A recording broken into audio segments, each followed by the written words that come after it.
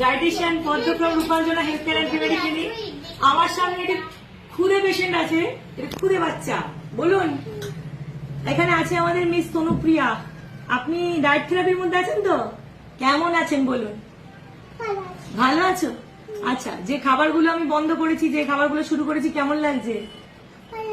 কি বুঝতে পারলে তুমি খেয়ে?